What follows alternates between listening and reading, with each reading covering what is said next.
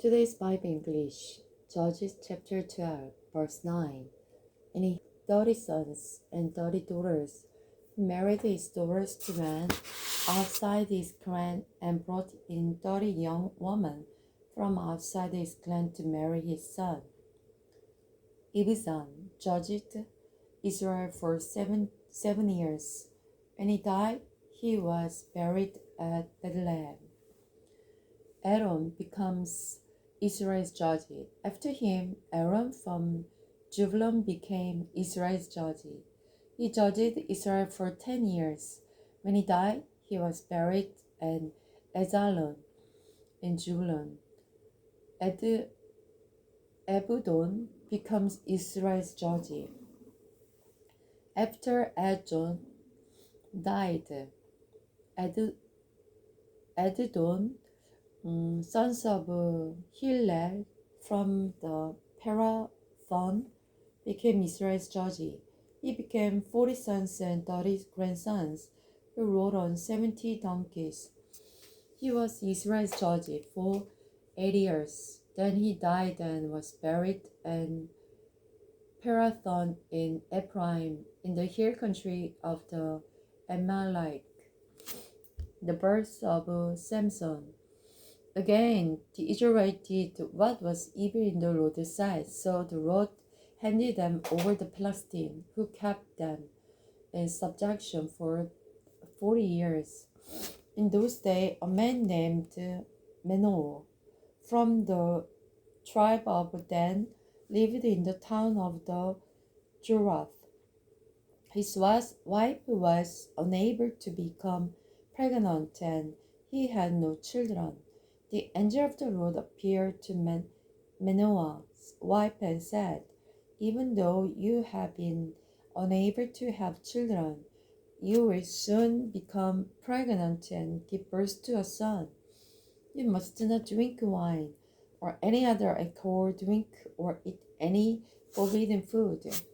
You will become pregnant and give birth to a son, and his hair must never cut, for he will be dedicated to God and Nazareth from birth. He will rescue Israel from Philistine." The woman ran and told her husband, "A man of God appeared to me. He was like one of God's angels, terrifying to look at. I didn't ask where he was from, and he didn't tell me his name. But he told me, 'You become pregnant and give birth to a son. You must not drink wine or any other alcohol drink or eat any forbidden food. But your son will be dedicated to God as Nazareth from the moment of his birth until the day of his death.' Then Manoah prayed to the Lord. He said to the Lord, 'Please let the man of God come back to us again and give us more instruction about his son who is to be born.' God answered his prayer, and the angel of God appeared once again to his wife as was sitting in the field, but her husband Manoah was not with her. So she quickly ran and told her husband, 'The man who appeared to me the other day is here again.' Manoah ran back with his wife and asked, 'Are you the man who talked to my wife the other day?' 'Yes,' he replied, 'I am.' So Manoah asked him, 'When your words come true, what kind of the rules should govern the boy's life and work?' The angel of the Lord replied, 'Be sure your wife followed the instruction I gave her. She must not eat grapes or raisin, drink wine or any other alcohol drinking, or eat any forbidden food.'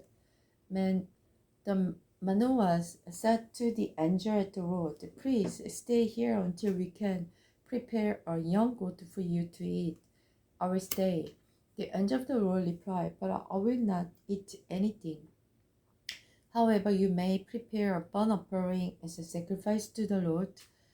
Manoah did really it was the angel of the Lord. The Manoahs asked the angel of the Lord, "What is your name? For when all this come true, we want to honor you." "Why do you ask my name?" the angel of the Lord replied. "You wouldn't understand it if I told you." Then Manoah took a young goat and a grain of flowering and offered it on a rock as a sacrifice to the Lord. And Manoah and his wife watched the Lord did an amazing thing.